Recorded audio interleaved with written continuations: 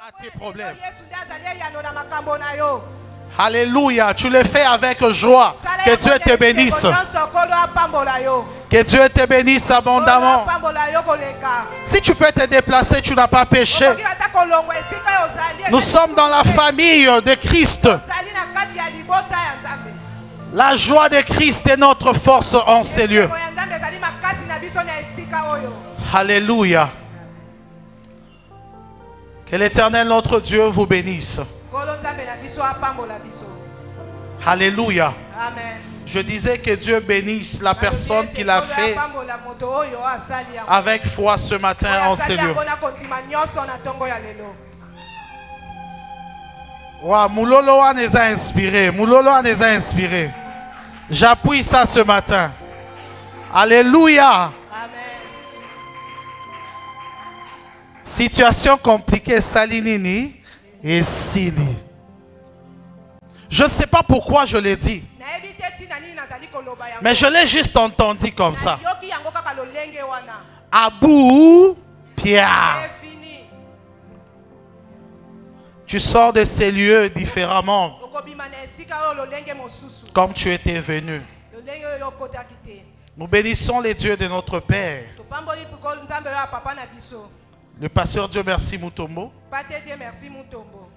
Qui nous donne encore le souffle de vie.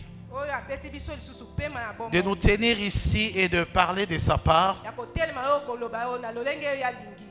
Et nous voulons lui dire exceptionnellement merci. Dire merci également à nos pasteurs. Papa Louis, Papa Jean-Pierre, Papa Nono, que Dieu vous bénisse abondamment. Alléluia. Que le Seigneur bénisse nos anciens. Merci beaucoup aux responsables des départements. Et que Dieu bénisse chaque enfant de Dieu qui est en ces lieux. Je disais que Dieu te bénisse. Amen, amen. Et nous bénissons Dieu pour cette opportunité. Merci particulièrement au pasteur Louis. Parce que ce matin, c'est lui qui devrait parler. Mais il nous a dit non, vas-y. Vous savez, avoir ces grands cœurs où nos papas ont ces cœurs-là de reculer et de nous laisser partir. Papa, merci de manière particulière. Je suis très content d'être ici en ces lieux. Et avant de commencer, nous voulons bénir Dieu également pour la défense de mon jeune frère Caleb. Caleb, ça a été. Hein? Est-ce qu'on peut acclamer Dieu? Il a défendu, le Seigneur était au contrôle, tout s'est très bien passé. Que le Seigneur soit béni. J'aimerais que nous puissions lire une portion des Écritures. Nous sommes dans Jean chapitre 2, verset 1er. Jean chapitre 1er. Jean chapitre... Voilà. Jean chapitre 2, verset 1er jusqu'à 11. Si l'ancien Marcus, avec tout le respect, peut nous aider avec la lecture.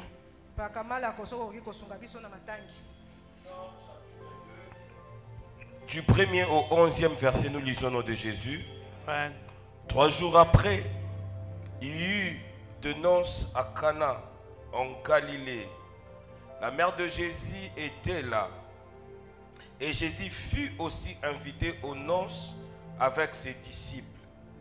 Le vin ayant manqué, la mère de Jésus lui dit, « Ils n'ont plus de vin. » Jésus lui répondit, « Femme, qu'y a-t-il entre moi et toi? Mon heure n'est pas encore venue. » Sa mère dit au serviteur, « Faites ce qu'il vous dira. » Or, il y avait là 6 vases de pierre destinés aux purifications des Juifs et contenaient chacun 2 ou 3 mesures. Jésus leur dit, « Remplissez d'eau ce vase. » Et ils les remplirent jusqu'au bout, jusqu'au bord. Puisez maintenant, leur dit-il, et portez-en à l'ordonnateur du repas. Ils en apportèrent. Quand l'ordonnateur du repas eut goûté l'eau changée en vin, ne sachant d'où venait ce vin, tandis que le serviteur qui avait puisé l'eau le savait bien, il appela l'époux et lui dit, tout homme sert d'abord le bon vin, puis le moins bon après qu'on s'en enivré. Toi, tu as gardé les bons vins jusqu'à présent. Tel fut à Cana, en Galilée, le premier de miracles que fit Jésus. Il manifesta sa gloire et ses disciples crurent en lui. Parole Amen. Est-ce qu'on peut se rasseoir? Et à présent, acclamer pour la lecture de la parole. Dieu nous bénisse abondamment. Père éternel, nous nous consacrons à toi ce matin. Sanctifie ta parole et les canaux que tu vas utiliser ce matin pour ta gloire. Dans le nom de Jésus. Amen. Ce matin, nous sommes dans la joie de parler d'un sous-thème très important qui est Christ le bon vin. Mon thème de ce matin est Christ le bon vin. Christ le bon vin. Alors nous l'avons puisé dans ces textes que tout le monde connaît très bien. Il s'agit des noces de Cana. Noces de Cana. Ce qui attire mon attention dans ces textes, c'est qu'on ne nous parle pas des personnes qui se marient. Mais on nous parle juste de la présence de Marie et la présence de Jésus. Je ne sais pas pourquoi. Parce que à ce que je sache, sur une invitation de mariage, c'est les noms des époux, c'est les noms de mariés qui est inscrit en premier. De manière à ce que tout le monde sache que ce mariage est pour telle et telle autre personne. Mais dans les cas ci-après, on ne parle pas de mariés, mais on parle de Marie, mais on parle de Jésus. Alléluia. Et sur le plan prophétique, ceci est une histoire qui se passe entre Christ et Marie, la femme symbolisant l'Église. Alléluia. Donc prophétiquement parlant, nous voyons Christ qui est l'époux et l'Église qui est son épouse. Alléluia. Est-ce que nous sommes ensemble ce matin? Alors cette histoire se passe au tout début du ministère de Jésus. Il n'a même pas encore commencé. À l'époque, si vous lisez très bien, il avait encore, je crois, 4 ou 5 disciples seulement.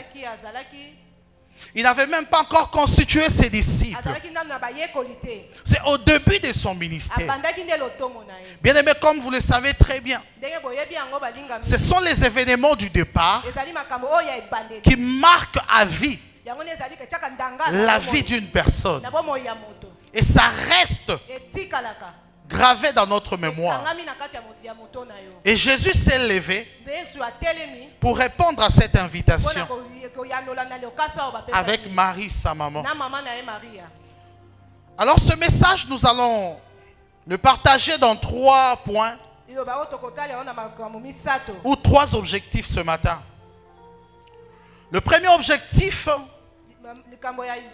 nous allons essayer de comprendre comment gérer les moments de manque. Dans la vie humaine, il nous arrive de moments où nous manquons. Il nous arrive de moments où nous sommes dans le besoin. Mais nous n'avons pas la solution. Alors par ce texte, nous allons comprendre tous ensemble comment ces genres de moments peuvent être gérés. Alléluia. Deuxième objectif, nous allons parler de la mission ultime de l'Église sur la terre. Bien-aimés, comme vous le savez, l'Église n'est pas venue sur la terre par hasard. L'Église est venue avec une mission. Et nous allons voir cette mission. Troisième objectif, nous allons parler de la plénitude du Saint-Esprit comme critère de validation au surnaturel de Dieu. La plénitude de l'Esprit, critère de validation au surnaturel, au miracle. Alléluia. Alors comment gérer le moment de manque? Dans les textes que nous venons de lire, on nous montre que la fête commence bien.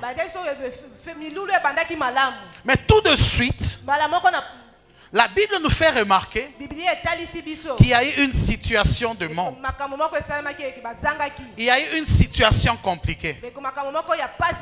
C'était le vin qui était terminé. Or, vous le savez très bien que c'est le vin qui fait la fête. La Bible dit même que le vin réjouit les cœurs.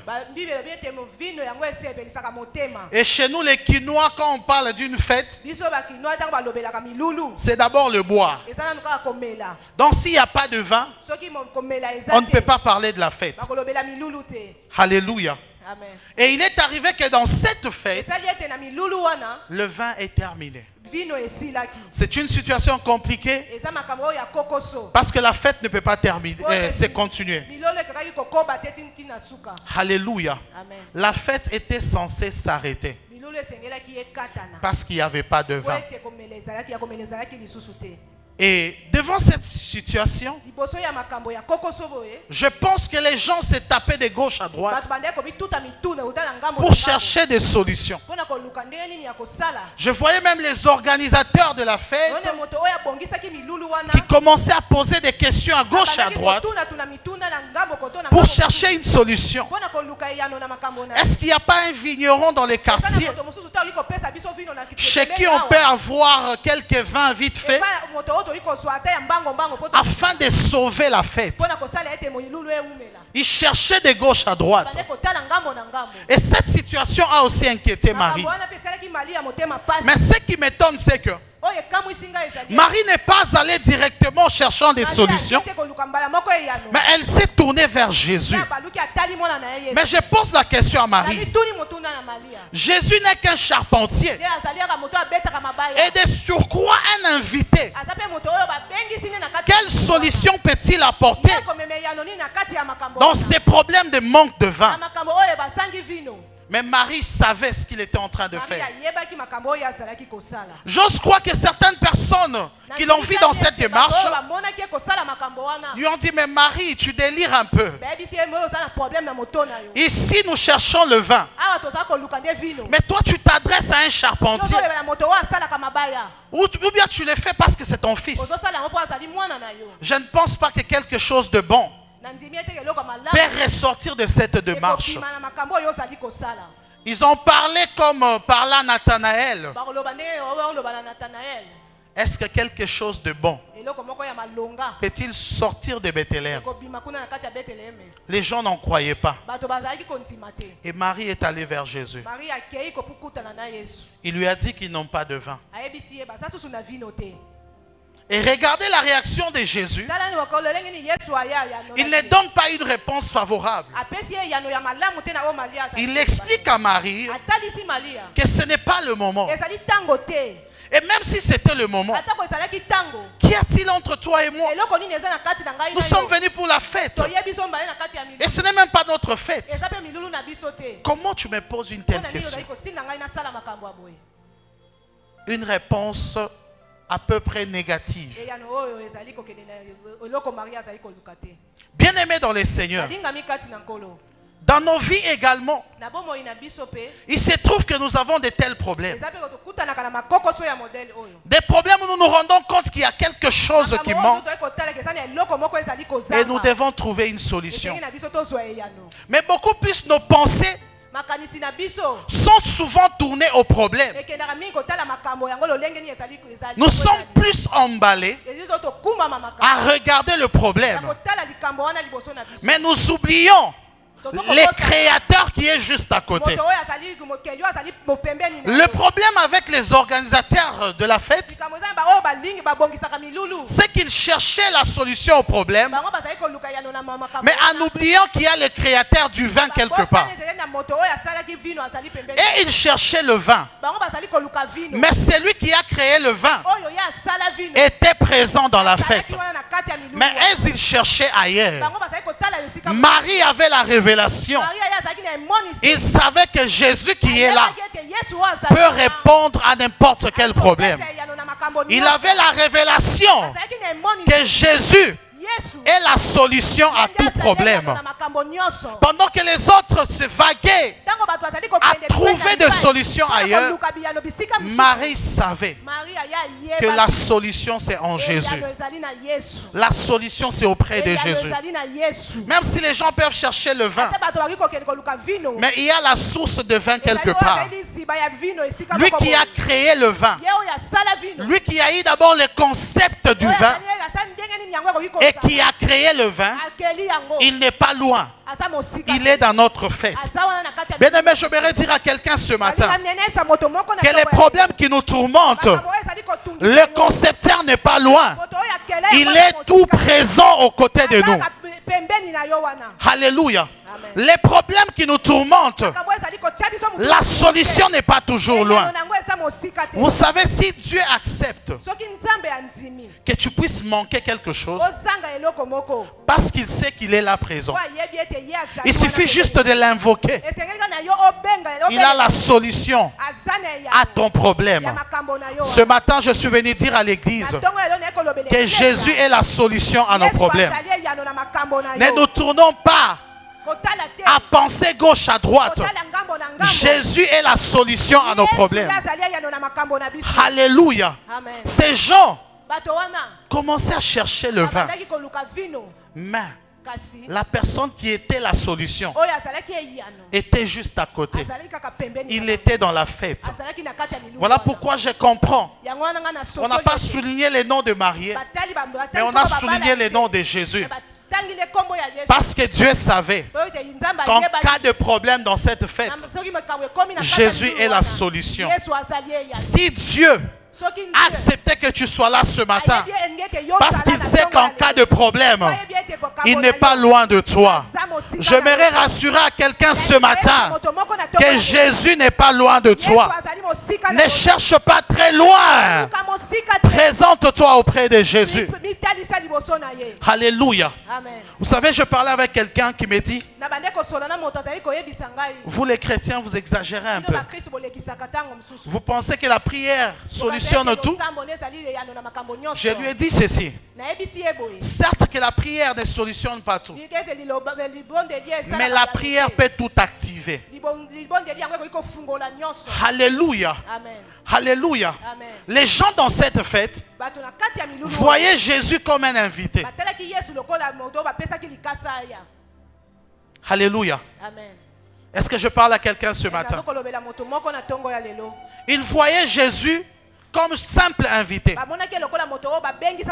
Mais il n'avait pas la révélation que c'était la solution. Marie est allée vers Jésus. Dans la prière, il a activé la solution. Bien-aimés dans les seigneurs, dans les problèmes qui nous tourmentent, activons la solution par la prière. Il n'y a pas un autre moyen de chercher la solution auprès de Jésus si ce n'est que par la prière. Alléluia. Beaucoup plus dans notre vie. Si nous avons par exemple un problème d'emploi, nous pensons plus vite à chercher une boîte pour être embauchés. Nous pensons plus vite à écrire de lettres. Je suis parfaitement d'accord. Mais nous oublions une chose. Il faut d'abord activer cela dans la prière. Et pas auprès de n'importe qui. Auprès de Jésus. Ce matin, Jésus est la solution à ton problème. J'ai prié et je déclare ce matin, comme il a été solution à cette fête, qu'il soit également la solution à la fête de ta vie. Donc quelqu'un ne m'a pas bien compris. J'ai dit tel il l'a fait à Cana, qu'il le fasse aussi dans ta vie. Parce que ce matin tu n'es pas ailleurs. Tu es dans sa présence. Et parce que tu es dans sa présence, comme il l'a fait à cette fête, dont on ne connaît même pas les époux, qu'il le fasse aussi dans ta vie ce matin. Et je le proclame avec foi et certitude que la solution que tu as longtemps cherchée, parce que tu es venu la chercher dans la présence de Dieu, qu'il te soit accordé ce matin au nom de Jésus. Que le Dieu de Papa Dieu merci Mutombo te pousse dans ta solution, parce que tu es venu la chercher auprès de Jésus. Alléluia. Que l'Éternel Dieu nous bénisse abondamment. Bien-aimé, notre souffrance, notre difficulté ne symbolise pas l'absence de Jésus. Ne symbolise pas l'absence de Jésus. Il est là présent dans ta souffrance avec toi. Comme avec Shadrach, Meshach, Abednego. Pendant qu'ils étaient dans le feu, Jésus était là avec eux. Alléluia. Il est toujours là avec nous dans notre souffrance. Tout ce que nous devons faire, c'est d'activer cela en prière. C'est de venir auprès de lui comme Marie et de poser le problème dans la prière. Voilà pourquoi, bien-aimé dans les Seigneurs, tu fais mal quand tu ne viens pas vendredi à la prière. Parce que c'est pendant ce genre de moments que nous activons les solutions. Que nous activons les solutions. Laisse que ce matin, parce que tu es dans la présence de Jésus, que les solutions de ta vie soient activées. Je ne sais pas à qui je parle, mais je sens que je dois insister là-dessus. Parce que tu es dans la présence de Dieu, que les solutions de ta vie soient activées au nom de Jésus. Et cette situation m'a enseigné trois choses. Comme recommandation. La première recommandation, c'est que nous devons chercher des solutions auprès du Créateur dans la prière. Le monde a tendance à se fabriquer ses propres solutions. Nous pensons toujours que nous sommes intelligents. Nous sommes assez capables de nous trouver des solutions par nous-mêmes. Voilà pourquoi nous échouons. Alléluia. Et ce texte m'a enseigné que nous devons chercher des solutions auprès du Créateur par la prière. Parce que lui, il nous connaît bien.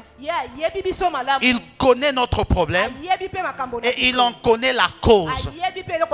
Il sait là où toucher pour calmer l'hémorragie. Et cette parole est pour quelqu'un en ces lieux. Que le Seigneur touche la cause et calme ton hémorragie. Au nom de Jésus. Vous savez, dans le désert, Moïse va rencontrer Dieu à la montagne. Il laisse le peuple avec Aaron. Les jours se passent. Le peuple commence à s'impatienter.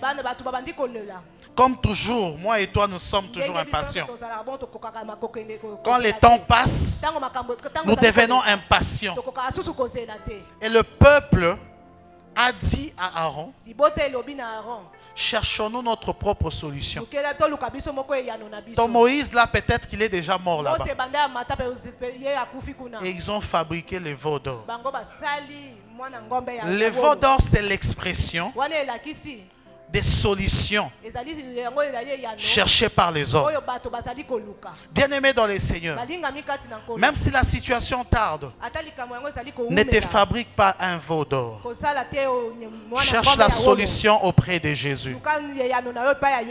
Alléluia. Amen. Ne te fabrique pas un veau d'or. Parce que vous savez, plus tard, les solutions qui viennent des hommes ont toujours des conséquences néfastes. Rappelez-vous de Sarah.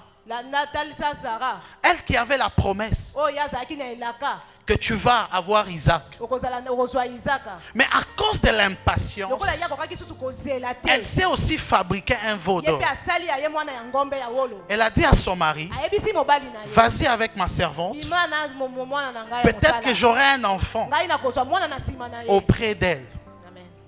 Et pour ceux qui connaissent l'histoire, ça l'a compliqué elle-même. Elle a fini par demander au même mari de chasser Agar et Ismaël. Les solutions que tu cherches par toi-même finiront par se détourner contre toi. Mais les solutions qui viennent de l'Éternel ne se détourneront jamais de toi. J'aimerais bien le dire, comme l'ancien Ben l'autre jour a dit, que Dieu te donne des solutions éternelles. Alléluia. Des solutions qui ne vont pas se détourner contre toi, mais des solutions qui vont t'amener dans la paix. Et cette paix qui dure, que le Seigneur te donne des solutions durables ce matin. Ne te fabrique pas de veau d'or.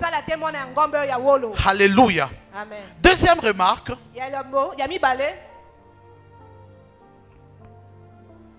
La première, c'était cherchant des solutions dans la présence de Dieu.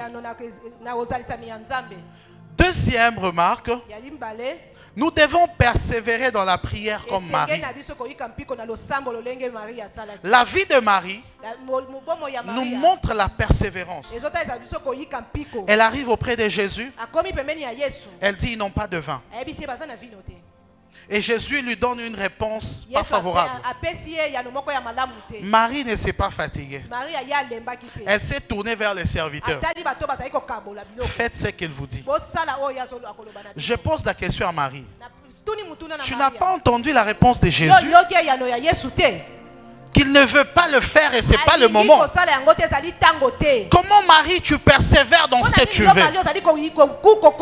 Bien aimé dans les seigneurs, la persévérance dans la prière finit toujours par payer. Alléluia. Amen. Ce n'est pas parce que tu as prié et qu'il n'y a pas de solution que tu dois te lasser. Ce matin, je suis venu t'encourager. Même si tu as prié sans solution, persévère dans la prière. Marie a posé le problème, mais elle a persévéré dans sa demande.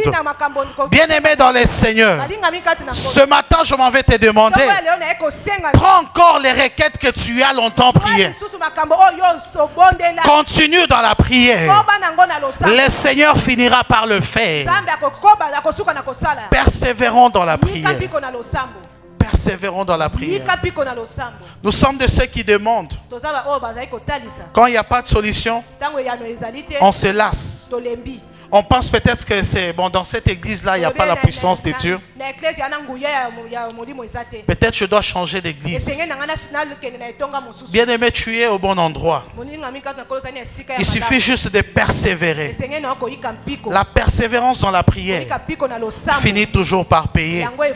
Est-ce que quelqu'un est avec moi ce matin? La troisième des choses. Après une prière de foi, il faut poser l'acte. Quand tu as demandé, même si tu n'as pas encore obtenu, commence à agir comme si tu possédais déjà cela. Marie a demandé, mais en deuxième lieu, elle a dit aux serviteurs, faites ce qu'il vous dira. Avant c'était, ils n'ont pas de vin. Une réponse négative. Et en deuxième lieu, faites ce qu'il vous dira.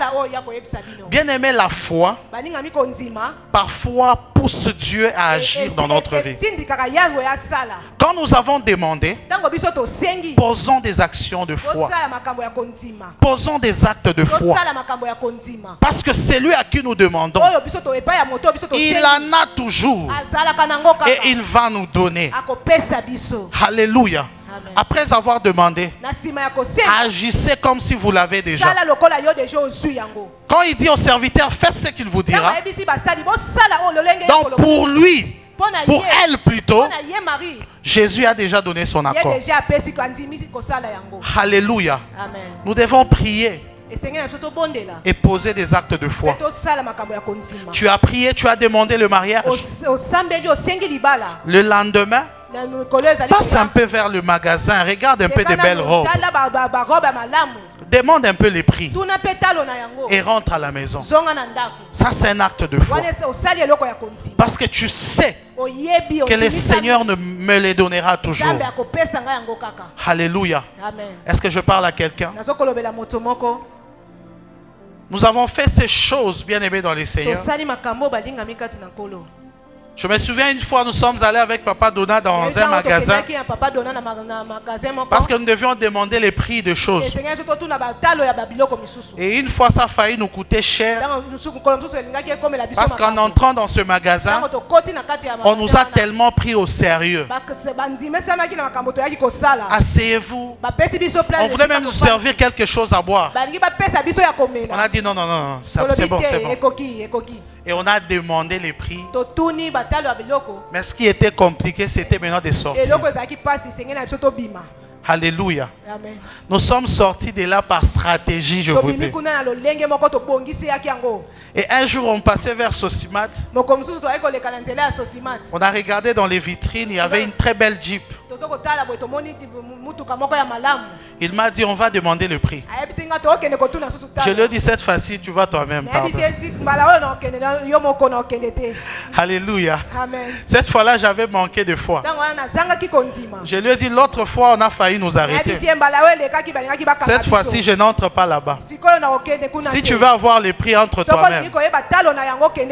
Alléluia. Amen. On était animés par des actions de foi. Et je sais que même si ce n'est pas encore arrivé, l'un de ces jours, ça va arriver.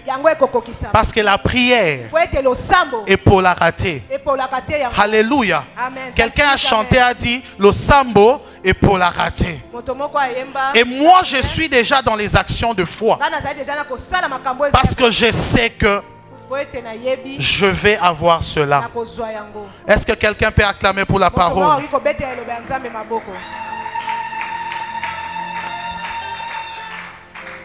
Deuxième de choses, ou soit deuxième objectif de mon message, c'était parler de la mission ultime de l'Église. Vous allez voir dans ces textes, il y a Marie, il y a Jésus. Comme je le disais au départ, Marie, symbole de l'Église, qui est l'épouse. Et Jésus qui était l'époux. Il y avait aussi la fête qui symbolisait le monde du point de vue évangélique.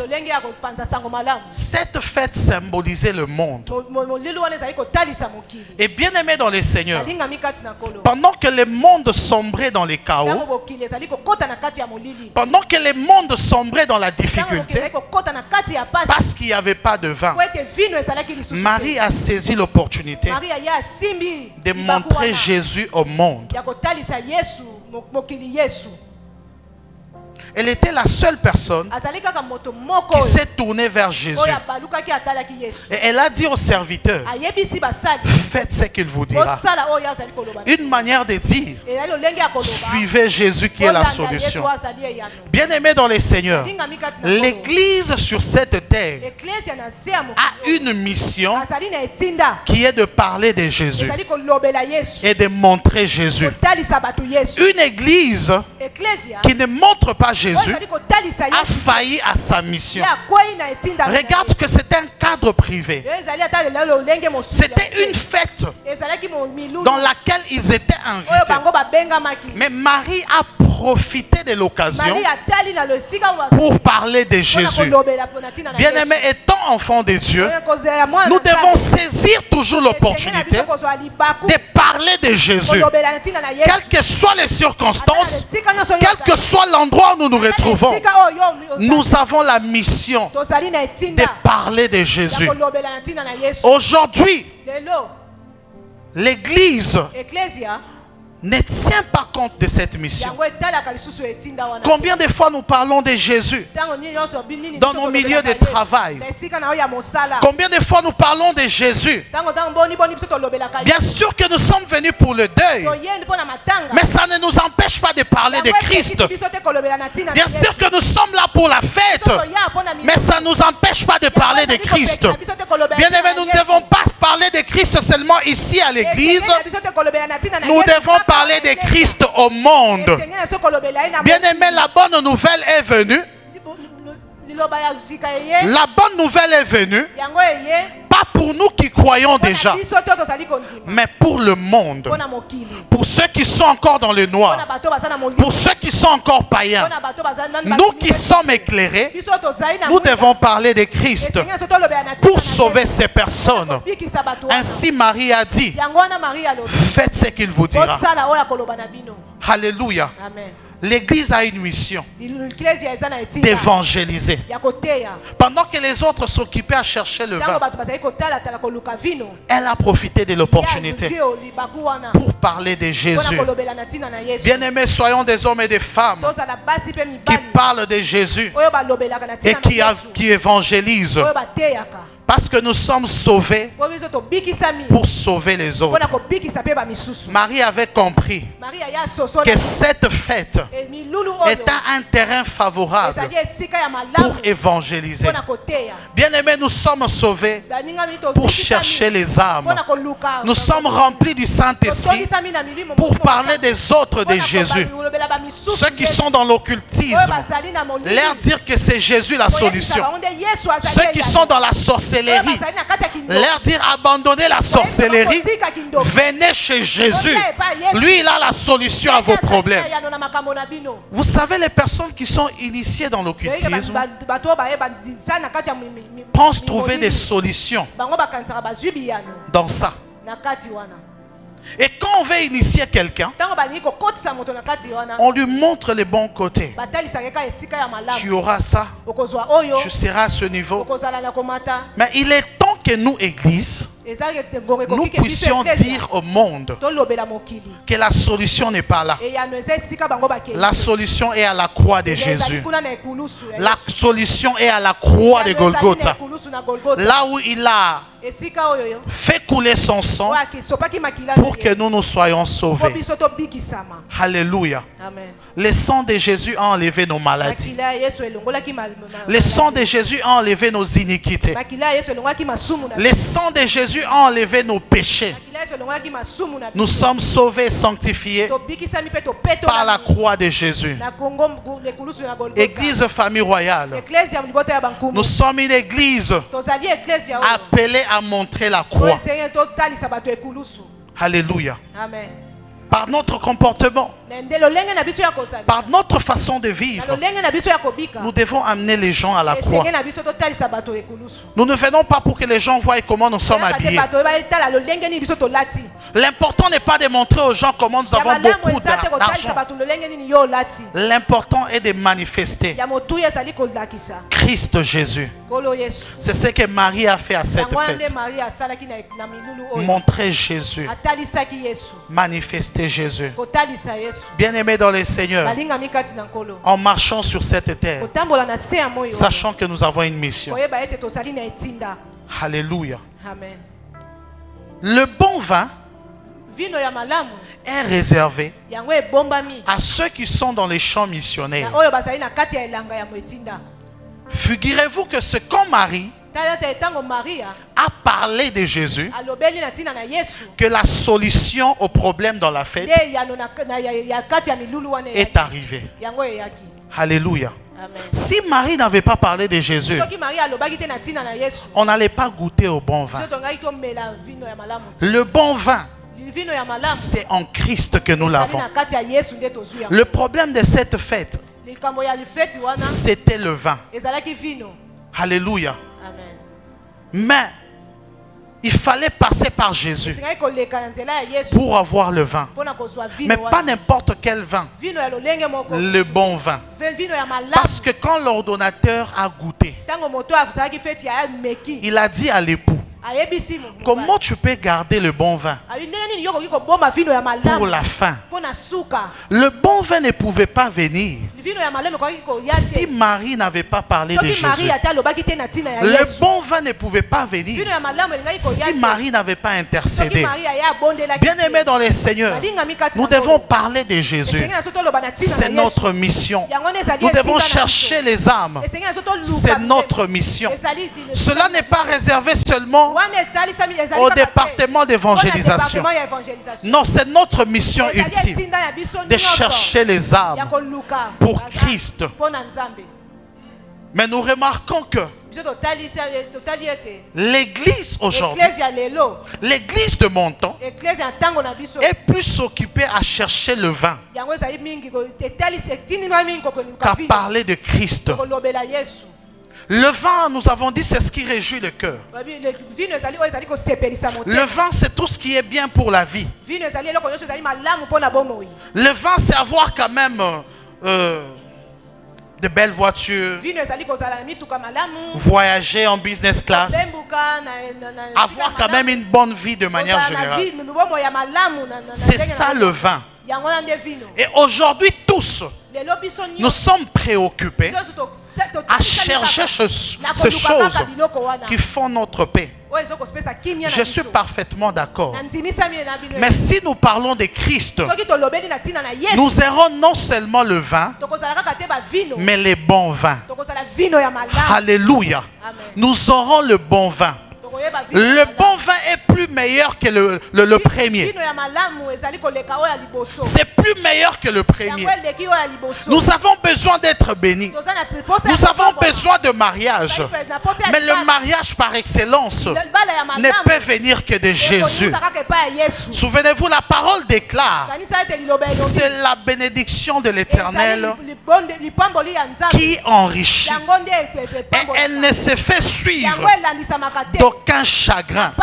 Le vin que nous cherchons est accompagné de l'ivresse, est accompagné de chagrin.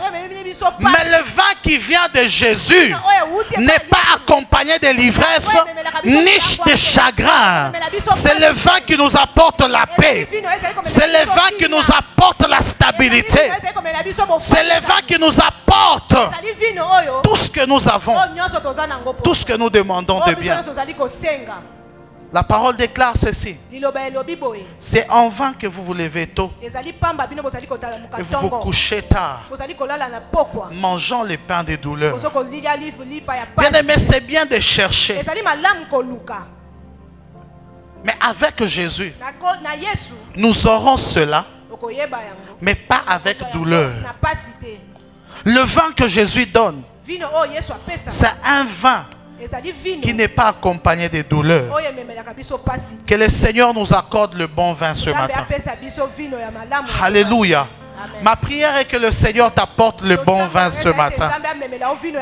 Le vin qui ne s'accompagne pas de douleurs ni de l'ivresse de la vie. Alléluia. Et je suis venu réveiller quelqu'un ce matin pour lui dire que la clé qui active le bon vin, c'est de manifester Christ, de manifester la croix de Jésus. Ne voyons pas seulement la bénédiction, mais parlons d'abord de Christ. Et lui, il dit dans sa parole, moi, j'ordonnerai à la bénédiction de te suivre. Bien aimé, quand nous suivons la bénédiction, elle s'éloigne de nous. Mais quand nous sommes en Christ, la bénédiction se met à nous suivre. Est-ce que je parle à quelqu'un ce matin? La meilleure bénédiction, c'est d'être d'abord en Christ. Ce matin, ma prière est que le Seigneur te donne le bon vin. Le vin qui n'amène pas à l'ivresse. Que le Seigneur te donne le bon vin qui ne t'amène pas à la douleur. Le bon vin ne vient que de Jésus. Alléluia. Amen. Alléluia. Amen. Le troisième point, et c'est par là que je vais finir, la plénitude, critère de validation au surnaturel. La plénitude, critère de validation au surnaturel.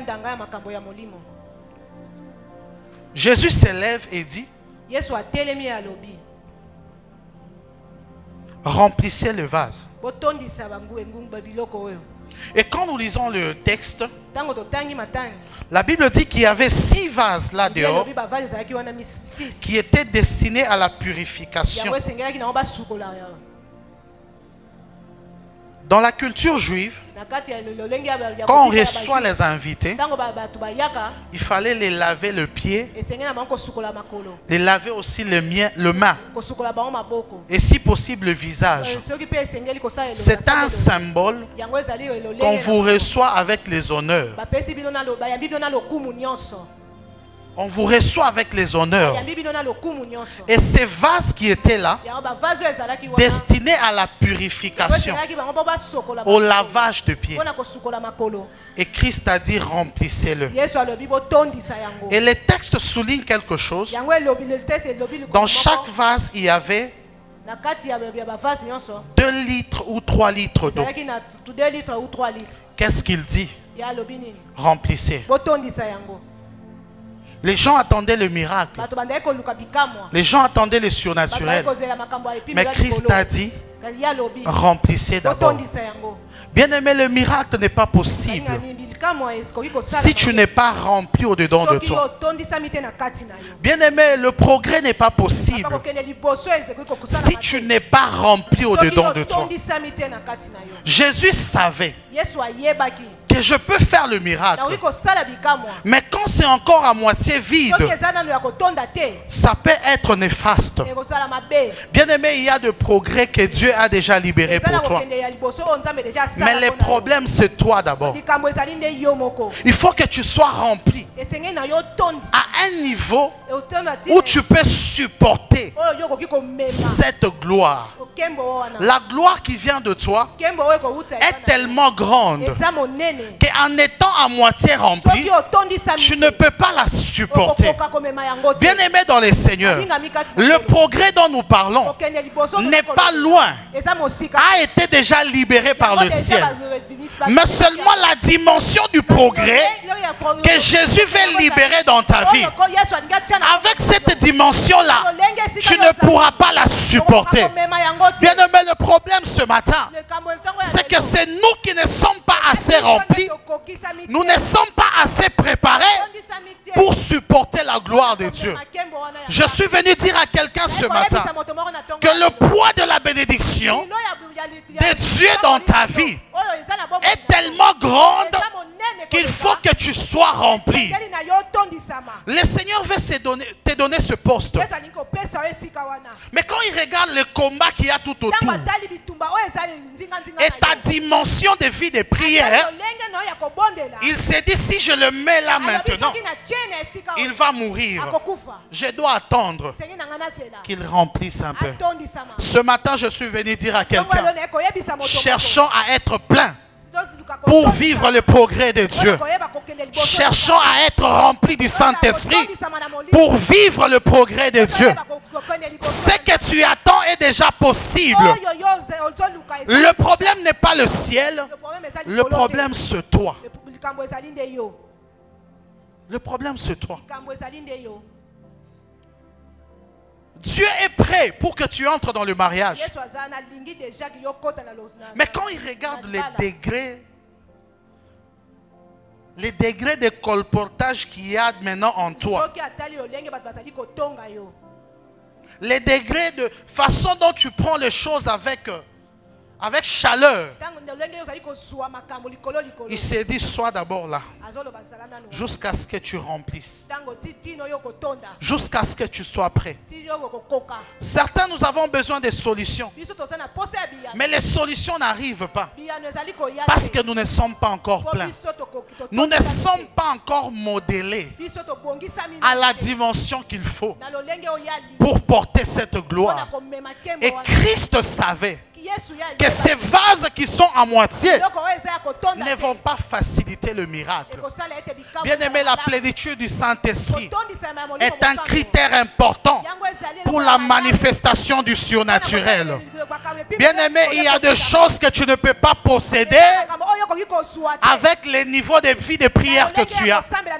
Bien aimé, il y a des choses que tu ne peux pas posséder avec le peu de consécration que tu as. Bien aimé, quand je regarde la gloire qui est réservée sur ta vie et je regarde comment tu négliges la consécration, je vois que c'est difficile que tu portes cette gloire. Bien aimé, le repos est là cette année. Mais la question aussi persiste. Est-ce que nous sommes assez remplis pour entrer dans le repos? Le progrès est déjà disponible. Est-ce que nous sommes assez remplis pour accéder à cette vie? Ce matin, je suis venu réveiller quelqu'un pour lui dire que la gloire qui t'attend est tellement grande. Les mariages que Dieu présente pour toi, c'est tellement vaste. Il faut que tu aies les épaules larges. Et il n'y a que par la plénitude de l'Esprit que cela est possible. Je prie que l'Esprit de Dieu, alors que tu es là présent, qu'il puisse te remplir jusqu'à t'amener à la dimension où tu vas porter les choses que le ciel a réservées pour toi. Est-ce que je suis en train de parler à quelqu'un? Est-ce que je suis en train de parler à quelqu'un? Que le Saint-Esprit de Dieu ce matin te remplisse jusqu'au bord afin que le surnaturel soit possible dans ta vie. Vous allez remarquer une chose avec moi. Jésus, après avoir ordonné, remplissez, il n'a pas prié. Il a juste dit remplissez et donnez à l'ordonnateur. Comme pour dire, comme les vases étaient déjà remplis, il n'était pas nécessaire de prier. Parce que la clé qui active le surnaturel, c'est la plénitude du Saint-Esprit. Il a dit remplissez et donnez à l'ordonnateur. Et quand l'ordonnateur a goûté, il a vu que l'eau était changée en vin. Bien aimé dans le Seigneur, il y a des choses que tu dois accomplir dans ce monde. Il y a des dimensions que tu dois atteindre. Mais seulement tu dois être rempli pour posséder ces choses. Tu dois avoir la capacité surnaturelle de porter cette gloire. Bien aimé, quand on monte en haut, il y a tellement de turbulences, il y a tellement le vent, et Dieu veut se rassurer ce matin que tu sois assez rempli pour supporter les turbulences et les difficultés qu'il y a dans la hauteur. Je parle à quelqu'un qui est appelé à la hauteur ce matin. Je parle à quelqu'un qui est appelé à faire de grandes choses. Je parle à quelqu'un qui est appelé à réaliser de grandes choses. Que ce matin, la clé, c'est être rempli du Saint-Esprit. La clé, c'est la plénitude du Saint-Esprit. Pour ceux qui ont marqué leur temps, ils étaient remplis du Saint-Esprit. Ceux qui ont accompli la mission de Christ étaient remplis du Saint-Esprit. Même dans ce mariage, pour que tu tiennes, tu dois être rempli du Saint-Esprit. Dans ces affaires que tu fais, pour que tu montes, tu as besoin de la plénitude. Parce que c'est la clé. L'accès au surnaturel. Alléluia. Je sais que je parle à quelqu'un ce matin. Nous sommes dans Acte 2. Avant d'ailleurs, Jésus parle à ses disciples. Il leur dit, restez à Jérusalem. Ne vous éloignez pas. Jusqu'à ce que vous soyez remplis. C'est alors que vous serez mes témoins. Mais je me pose une question. Les disciples ont passé 3 ans à côté de Jésus. Ils ont eu les enseignements. Ils ont vu Jésus faire le miracle. Et à un certain moment même, ils sont allés, ils ont fait des miracles. Parce qu'ils sont entrés dire à Jésus que les démons nous ont obéi en ton nom. Et Jésus a même certifié que je voyais les diables tomber du ciel. Donc les disciples étaient déjà quand même capables de commencer l'évangile, de commencer à parler de Jésus. Mais Jésus prend une décision qui m'étonne. Il dit non, ne commencez pas d'abord. Quels que soient les enseignements que vous avez, quel que soit tout ce que vous avez fait, mais restez d'abord à Jérusalem. Restez d'abord dans la chambre haute jusqu'à ce que vienne sur vous ce qui a été annoncé dans Joël 2. Et quand vous serez remplis, vous serez des témoins. Bien-aimés, les disciples ont attendu d'être remplis du Saint-Esprit pour commencer à évangéliser, pour commencer la bonne nouvelle. Bien-aimés, sur cette affaire, dans cette dimension, tout ce qui te reste, c'est d'être rempli du Saint-Esprit.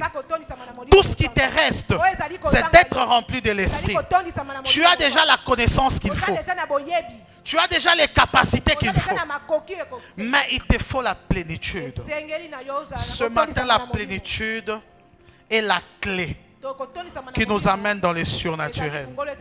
La plénitude est la clé qui nous amène dans le progrès. Et ce matin, je prie pour quelqu'un que tu sois rempli pour accomplir des choses que le ciel a besoin de voir dans ta vie. La Bible déclare ce qui suit. Le monde attend avec un ardent désir la manifestation des fils, les fils de Dieu. Mais qui est le fils qui doit se manifester au monde? C'est celui qui est d'abord rempli du Saint-Esprit. Jésus savait, sans être rempli, ces vases n'allaient pas contenir la gloire. Bien-aimé, il y a une gloire qui est sur toi. Et ce matin, j'ai pris que tu sois rempli afin de porter cette gloire. Ce matin, je parle à quelqu'un que tu as besoin de la plénitude pour porter cette gloire. Et le Seigneur donne l'ordre. Remplissez. Et que cette parole soit pour toi ce matin. Là où tu as des limites, là où tu as des insuffisances, que le Seigneur te remplisse. Les contrats que tu ne peux pas décrocher jusqu'à maintenant, le poste que tu ne peux pas décrocher jusqu'à maintenant, que l'huile fraîche coule sur toi ce matin. Que tu sois rempli et que tu décroches ces contrats au nom de Jésus. Bien-aimé, Jésus est présent en ces lieux ce matin. Il veut te remplir pour que tu accomplisses ces choses. La plénitude du Saint-Esprit. Je veux que tu sois connecté pendant ce moment que je suis en train de chuter. Et je sens que nous devons prier. Nous avons besoin de la plénitude. Nous avons besoin d'être remplis du Saint-Esprit pour parvenir à faire certaines choses, pour parvenir à briser certains liens, pour parvenir à briser certaines limites. Il y a des choses qui te bloquent jusqu'à maintenant parce que tu n'es pas encore assez rempli. Il y a des sorciers jusqu'à maintenant. Ils n'ont pas peur de toi. Tu sais pourquoi? Parce qu'ils voient en toi juste 2 ou 3 mesures. Et ce matin, que Jésus te remplisse afin que tu sois éligible au surnaturel. Est-ce que quelqu'un est connecté avec moi ce matin? Pendant qu'on augmente les sons et synthés, j'aimerais que tu te connectes à l'onction qui est présente dans la salle en ces lieux.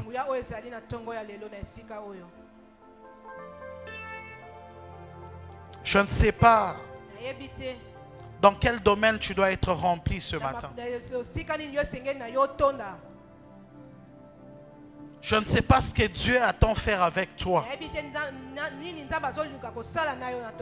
Mais la clé ce matin, c'est la plénitude du Saint-Esprit.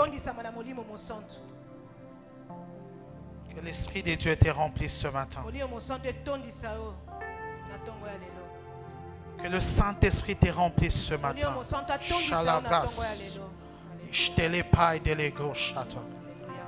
De là où tu es, que le Saint-Esprit te remplisse.